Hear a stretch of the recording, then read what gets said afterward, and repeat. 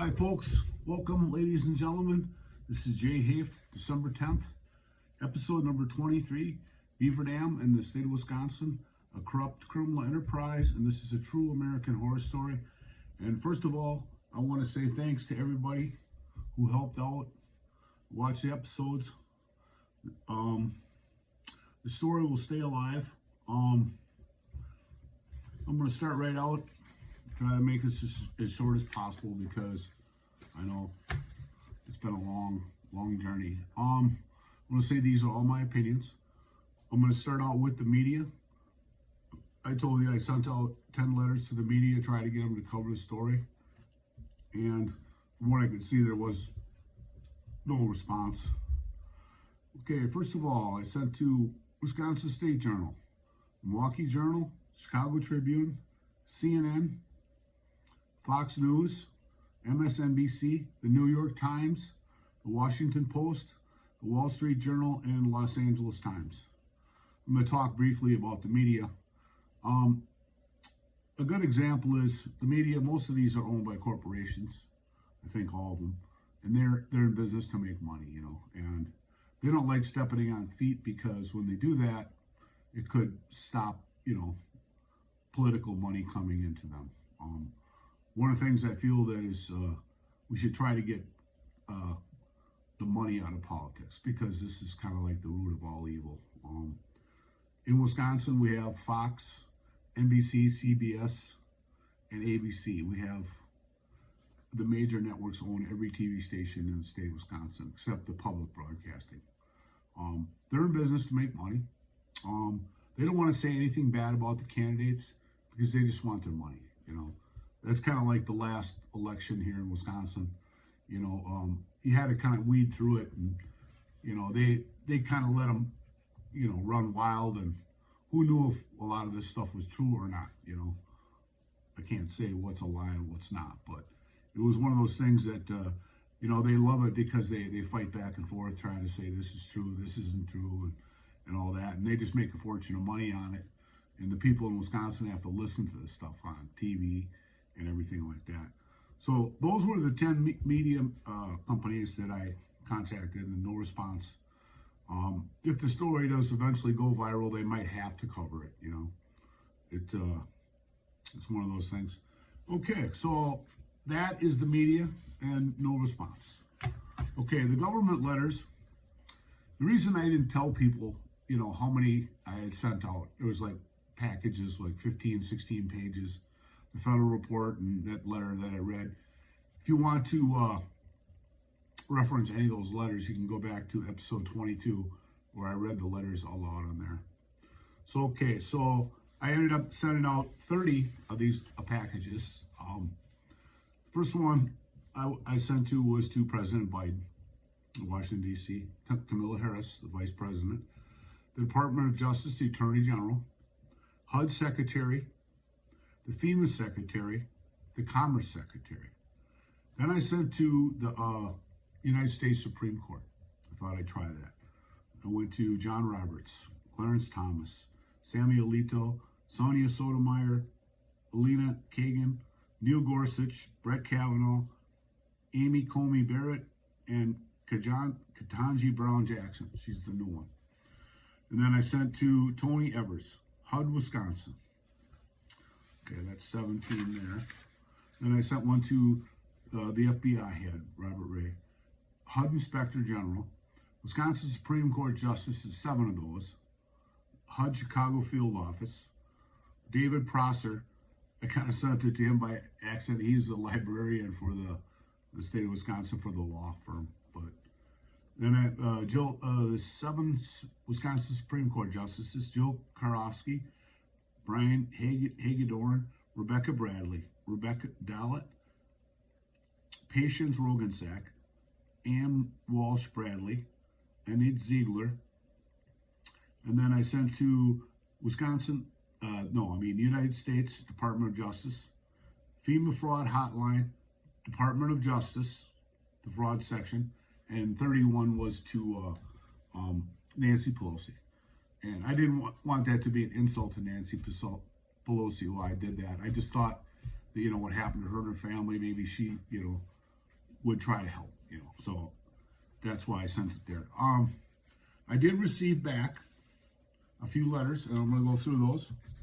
This is from the United States Supreme Court of the United States, Office of the Clerk, Washington, D.C. That's that. And they basically said, you know, Mr. Haves, reply to your letter or submission referred to this office by Justice Kavanaugh on November 18th, 2022. I regret to inform you that the court is unable to assist you in the matter you present. Under Article 3 of the Constitution, the jurisdiction of this court extends only to the consideration of cases or controversies properly brought before it from lower courts in accordance with federal law and filed pursuant to the rules in this court. Your papers are herewith returned. And I sent out the same package to all the Supreme Court justices. I just received this one from Justice Kavanaugh. I don't know if this was meant to be like a blanket thing, but you know, I'm not sure. But I was just hoping that they would give me their opinion on this and stuff like that. Maybe they did talk to someone. I don't know. So that's that from United States Supreme Court. And then I did get a letter back from Tony Evers. I had told you before that I had sent him one of those, the whole package of information before, and they kind of just ignored me. And, you know, and I could see as a governor of the state, this could be pretty embarrassing for your state, you know, for people to know that your state actually operates that way. So there's the letter I got back from Tony Evers. And I believe this is just like a random letter that they send to anybody who contacts them. It says, Jay Hafe, dear Jay, my fellow Wisconsinites. So they're kind of like, you know, it's a general letter. Thank you for contacting my office. Serving as the 46th governor of Wisconsin has been the greatest honor of my life, and there's no responsibility I take more seriously than listening to the people of this great state. On the ceiling of a room in the Wisconsin State Capitol, room where governors through our history have signed landmark legislation, issued executive orders, and host important events, are written the words, "The will of the people is the law of the land." These words from the heart of my administration's commitment to listen to comments and suggestions like yours.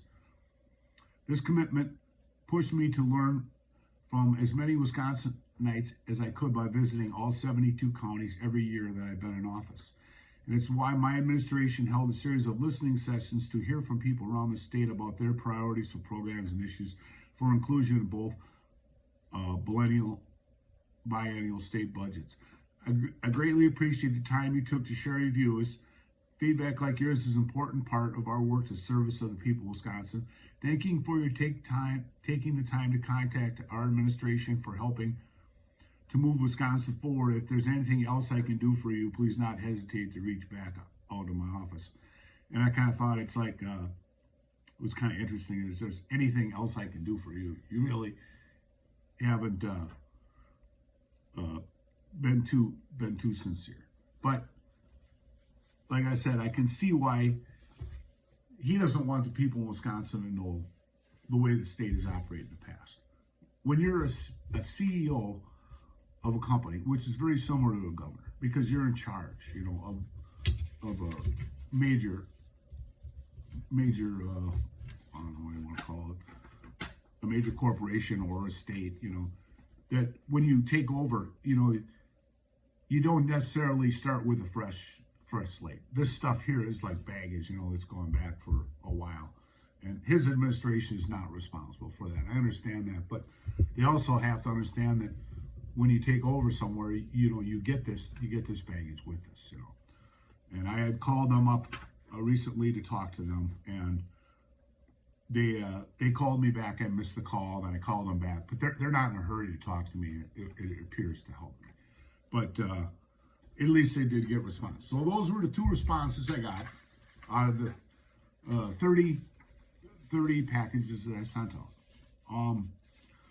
What I did do this week is, because I wanted to call one of the major ones that is directly involved with this type of situation.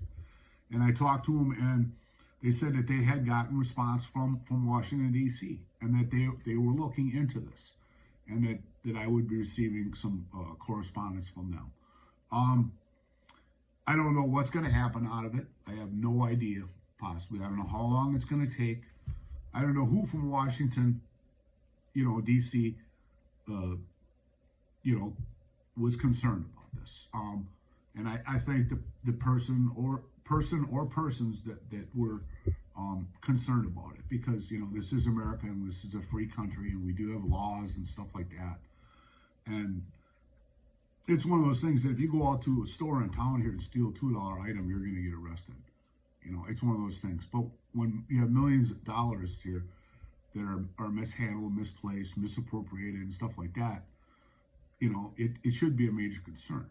Because if I went, or someone else stole from an armored car millions of dollars, they'd have a manhunt for you. They'd have helicopters looking for you and stuff like that.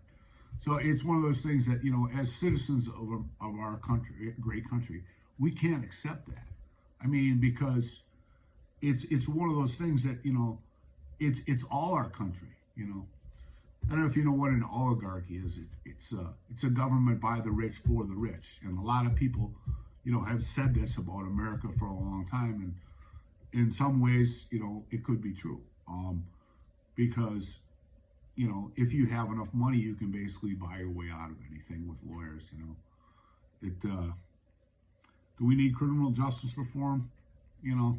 I believe yes we do. If you're guilty of something, you should be guilty of something, But I'm hoping something comes out of this, like I said. But I can't really, talk about the people that didn't send anything back, because I don't know if they're the ones that are actually helping or not. So I want to say thank you again to everybody out there for the help. You know what I mean? I don't know if anybody called or, FEMA or, Tony Evers or wherever. If you did, thank you, because we're all in this together. This is our country. This is everybody's country. This is your tax money, it's not where you got in life, but how you got there. You know what I mean? It's not what you took from society, but what you gave, And like I say, one more time from the heart, thank you, everybody. Keep reading, and the episodes, and if you can share and stuff like that, it'd be greatly appreciated. And thank you, folks. I love you.